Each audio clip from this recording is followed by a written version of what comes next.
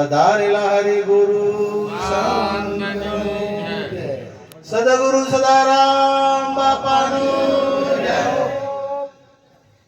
ખૂબ ખૂબ ધન્યવાદ. આજે ભક્તરાજ શ્રી મફાજી તથા તેમના ધર્મપત્ની શારદાબા તથા તમામ પરિવારજનોએ મળી અને સુંદર જ્ઞાન યજ્ઞનું આયોજન કર્યું અને એમાં એમના સદગુરુ શ્રી ગણેશરામ મહારાજની પધરામણી કરી. સાથે સાથે આપણા ગામના બાબુરામ મહારાજ, કપિલાબા મહારાજ તથા સદારામ મહારાજ જેલવાડાથી, ચમનરામ મહારાજ ખારેડા, તેજમલરામ મહારાજ વાસણી, અહીંયા માચમરામ મહારાજ તથા વ્યાસપીઠને દીપાવનાર તમામ ભક્તગણ સંતગણ તમામને જય ગુરુ મહારાજ. વિશેષ તો આપણે બોલવું એ હેલ્યું છે, આમ તો એટલું બધું ડોલ્યું, ભજન ગાવું એ હેલ્યું, પણ જીવનમાં મેલવું કાઠું. આ વાત આપણા જીવનમાં ઉતારવી ઘણી કાઠી. આપણે દ્રૌપદીજીની વાત થઈ કે ચીર પૂર્યા હતા. આ ઉદ્ધવજીએ કૃષ્ણ પરમાત્માને પ્રશ્ન કર્યો કે પ્રભુ મિત્ર કોને કહેવાય? મિત્ર કોને કહેવાય? તો કે મિત્ર એને કહેવાય કે તમારા દુઃખ હોય કે સુખ હોય સાથે રહે અને દુઃખમાં ભાગ લે, પોતાનું દુઃખ સમજી અને તમારે મદદરૂપ થાય અને વગણ માગે ટેકો, વગણ માગે ટેકો આપે. માગે તો કદાચ ભિખારીએ માગે છે ને આલે છે, પણ વગર માગે તમને સહકાર આપે એને મિત્ર કહેવાય. તો તેમને કીધું કે તમારા અર્જુન મિત્ર નતા કે હતા?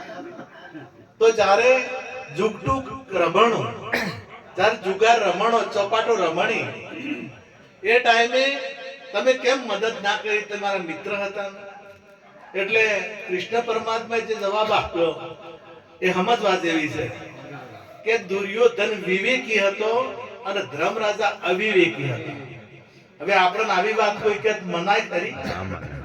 સતો એમણે વાત કરી છે કે દુર્યોધનનામાં વિવેક હતો અને ધર્મરાજામાં વિવેક નતો. કે કેમ આવું? આપણે કોઈ પણ વાત હોય, વિવેક હોય ને, વિવેક આપણા ઘરમાં નાનો હશે ને, જો એના વિવેક હશે તેને આપણે મોરે કરશે. ઈકો ઓછો કરો છો. વિવેક હશે તેને મોટો કરશે. તમે ગોમનો જે વિવેકી છે એનામાં આપણે આગળ કરશે. લગ્ન પ્રસંગ હશે કે ગમે તે પ્રસંગ હશે, એમ વિવેક હશે, જે વિવેકી છે એ વિવેકીને આપણે પહેલો આગળ કરશે. એમ ભજન જો વિવેક હશે, જેને ખીર નીરનો નિવેડો કરતા ના આવડે એને વાત કદી સમજાય નહીં. પોણી અને દૂધ ભેળું થઈ ગયું હોય તો હંસ છે ને એ પોણી પડ્યું મેલે અને દૂધ હોય એ પી જાય. એમ વાણીમાં બધા પ્રકારો આવે. વાણીમાં પાણી આવે, વાણીનો પાણીનો પાર આવે. તમે જોઈ જો અહીંયા તીર્થમ જો બધે પાણી જ છે, બીજું કોઈ. અને વાણીનો કદી પાર ના આવે. એટલી બધી વાણી છે કે તમે ગાહો તો એનો પાર નહીં આવે. કોઈ દાડો પાર આવશે ને. પણ વિવેક કરતો ના આવડે. આપણે વિચાર કરો કે મગફળી હોય, મગફળી દોણા, એનામાં તેલ હોય કે ના હોય? તો વઘાર ડાયરેક્ટ વઘાર શાક વઘારવું હોય તો ડાયરેક્ટ વઘારા તો ખબર છે કે એમાં તેલ છે, પણ શાક વઘારવરાય નહીં. શેલરીનો હોઠામાં રસ હોય કે ના હોય? પીવો હોય તો પીવરાય? હોઠો ના પીવરાય. હોઠો આખો નાખો મોય જાય ના. દૂધમાં ઘી હોય કે ના હોય? પણ પીવો કરવો હોય તો છે, ખબર છે, નક્કી છે કે એમાં ઘી છે. પરંતુ જ્યાર સુધી વિવેક ન થાય, જ્યાર સુધી તારવીને બહાર લાવવામાં ના આવે, ત્યાર સુધી એનો દીવો થાય નહીં.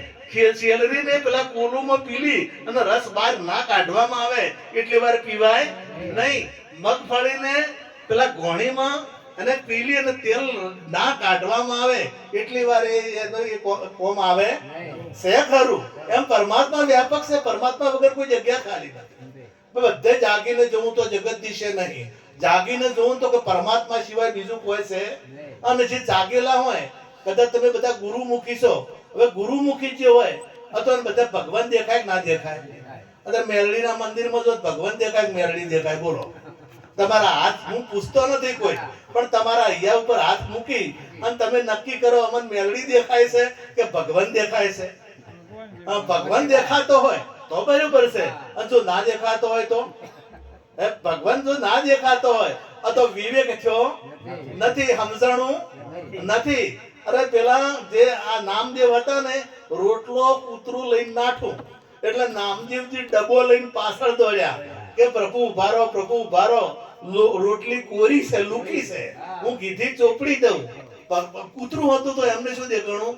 કીડી મેં તું નાનો લાગે, હાથી મેં તું મોટો ક્યું, બડી મહાવત ઉપર બેઠો હાકણ વાળો તું કો તું, ચોરો મેં તું ચોર બન બેઠો, બદમાશો કે ભેળો તું, કર ચોરી ભાગણ લાગો પકડવા વાળો તું નો તું.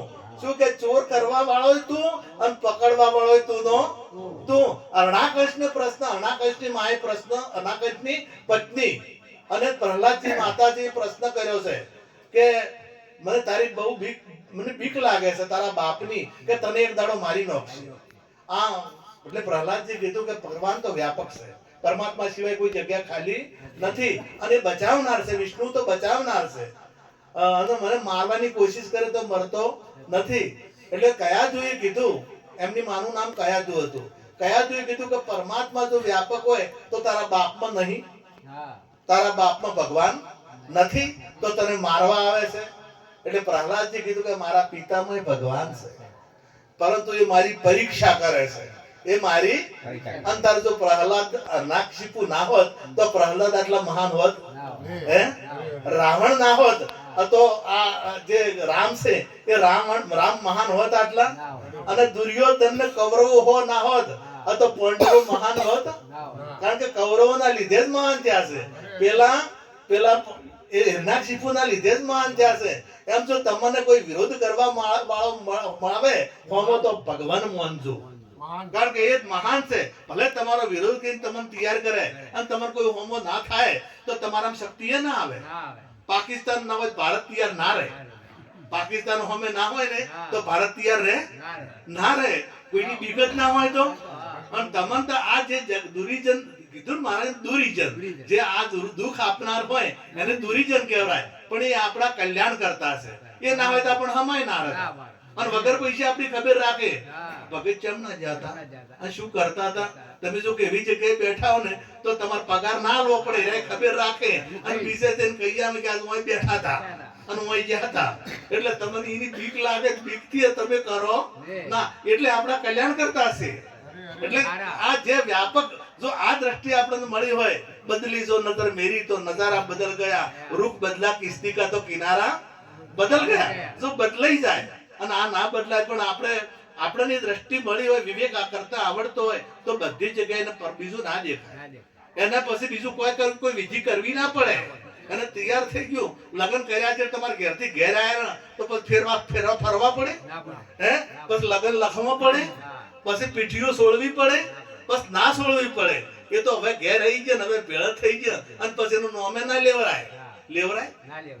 લ્યો તમે કદી લીધું? અને પેલા લેતા કે ફલોણા કાકો, ટીનિયાન પપ્પા, ટીનિયાન મમ્મી.